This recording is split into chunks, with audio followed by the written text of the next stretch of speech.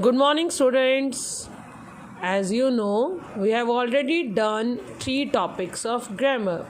हमने ग्रामर के 3 टॉपिक्स कर लिए थे, तो हमारे पास ग्रामर बुक नहीं थी. अब हम ग्रामर बुक में इन सब टॉपिक्स को कंप्लीट करेंगे. हमारा फर्स्ट टॉपिक क्या था? The sentence. क्या था बच्चा? The sentence. हमने उसके 2 पार्ट्स किए थे, सब्जेक्ट एंड प्रेडिकेट. अब इसकी फर्स्ट एक्सरसाइज जैसे मैंने आपको पहले सॉल्व कराई थी, आप इस सॉल्यूशन को चेक कर लेंगे. सब्जेक्ट को क्या करना है हमें? सर्कल. और प्रेडिकेट को अंडरलाइन. तो जो सब्जेक्ट है उसको सर्कल करते जाएंगे, प्रेडिकेट को underline. You have to solve all this exercise with the pencil. आपको ये पेंसिल से सॉल्व करनी है. And check it thoroughly. और खुद चेक भी करना है. बेटा सर्कल ध्यान से करना है, नीट एंड क्लीन करना है, so that whenever test is asked to you can learn that, ताकि आप अच्छे से उसको लर्न कर पाए. ये नहीं हो तब टेस्ट में यही कंफ्यूज, मैम मैंने क्या लिखा हुआ है. बेटा हाउ डू आई नो कि आपने क्या लिखा हुआ है? आपको इतना तो क्लियर होना चाहिए ना आपने कहाँ सर्कल किया और कैसे किया. चलो अब फर्स्ट एक्सरसाइज आई होप आप सबने चेक कर ली होगी. नेक्स्ट एक्सरसाइज हमारी क्या है? इम्पेरेटिव सेंटेंस में हमारा सब्जेक्ट क्या होता है. इम्पेरेटिव सेंटेंस कौन से होते हैं? हमने किया था जिसमें ऑर्डर दे, रिक्वेस्ट किया जाए, किसी को कमांड दी जाए, वर्ब सबसे पहले आए. जैसे कम हेयर. जैसे कम हेयर. क्या कहा किसी को? इधर आ जाओ. किसको कहा? ये तो पता ही नहीं हमें. तो सब्जेक्ट क्या है? नहीं पता. ये पूरा क्या है बेटा? प्रेडिकेट. जब भी हमारे पास कोई इम्पेरेटिव सेंटेंस होता है, वी हैव यू. क्या बोलते बेटा? YOU as subject. यू हमारा क्या होता है उसमें? सब्जेक्ट. क्योंकि जो भी इंस्ट्रक्शन, रिक्वेस्ट, ऑर्डर की जा रही थी वो किसे करते हैं? यू को.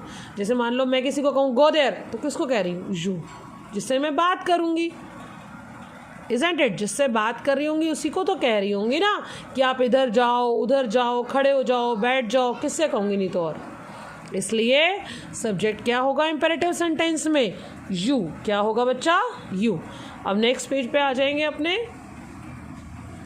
यहाँ यही एक्सप्लेन किया हुआ है कि सब्जेक्ट क्या है? यू, जो कि मेंशन नहीं होता सेंटेंस में, बट आपको अपने आप ही उसको समझना होता है. अब इंट्रोगेटिव सेंटेंस हमारे कौन से होते हैं? जिसमें क्या आता है लास्ट में? Question mark. उसमें सब्जेक्ट कई बार प्रेडिकेट के बाद भी आता है. नेक्स्ट एक्सरसाइज क्या है बेटा? Circle the subject and underline the predicate in the following sentences. आपको सब्जेक्ट को सर्कल करना है और प्रेडिकेट को अंडरलाइन.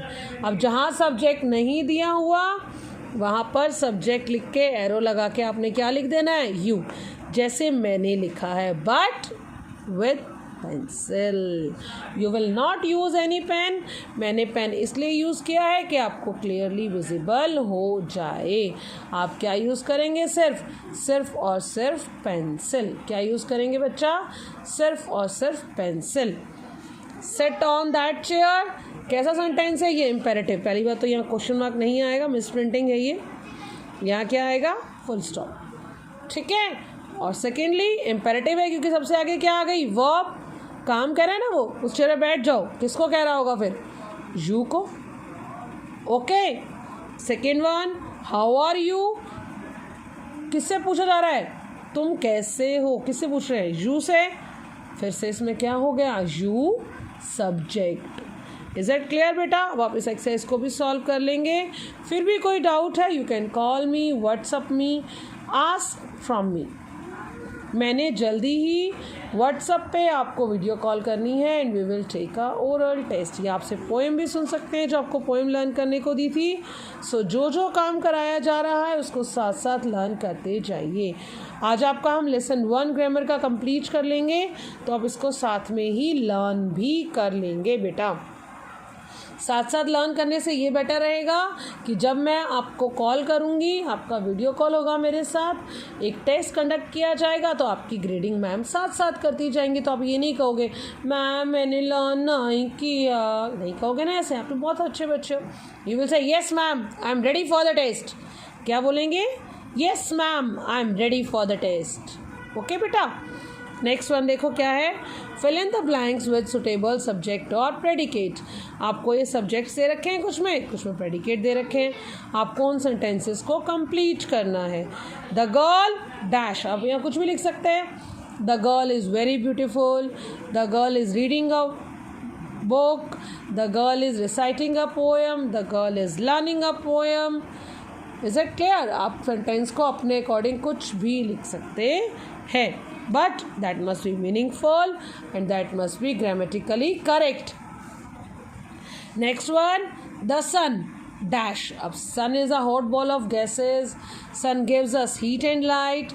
sun के बारे में आपको जो अच्छा लगे you can write a sentence here, उसको complete कर सकते हैं यहाँ पर। ओके बेटा, as it is आपने ये sentences complete करने हैं। नेक्स्ट पेज, ये आपने मैंने आंसर्स लिखे हुए हैं आपको। अब देखो यहाँ लिखा हुआ है dash is the capital of Goa. अब यहाँ न्यू दिल्ली नहीं लिख सकते, जो गोवा की कैपिटल है वही लिखनी है यहाँ। कहीं सोचो मैम कुछ भी कहा था मैम ने तो लिख दो, नहीं बेटा, सेंटेंस का मीनिंग क्लियर होना चाहिए ना।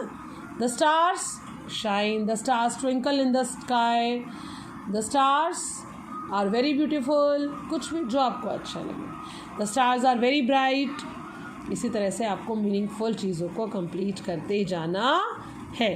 Next one is underline the predicate part in the following sentence. In sentence में जो कुछ भी प्रेडिकेट है आपको उसको क्या करना है? अंडरलाइन। क्या करना है? अंडरलाइन। ओके बेटा, so check it and do it. Next question is reorder the words to make a complete sentence. आपको इन वर्ड्स को प्रॉपर ऑर्डर में लिखना है ताकि एक सेंटेंस बन जाए।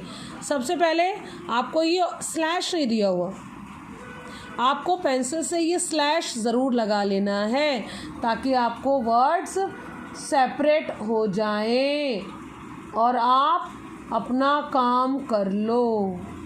आपको ये स्लैशेस लगाने हैं, उसके बाद इनके आंसर्स लिखने हैं।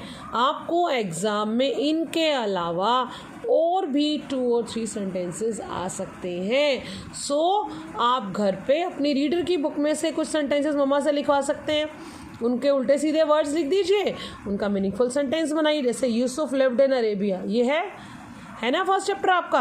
आप उसको उल्टा सीधा लिखवाइए मम्मी से, इन लिव्ड अरेबिया यूसुफ, तो उसका सही सेंटेंस बनाओ, Yusuf lived in Arabia. Fortune is a great virtue, great virtue is a forgiveness. आप उसको अरेंज करो, ठीक है बेटा।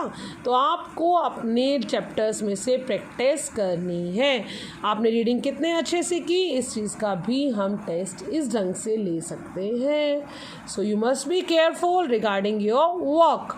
आएगा सब कुछ आपके सिलेबस में से, बट आपकी केयरफुलनेस, आप कितने केयरफुल हैं, that must be checked time to time.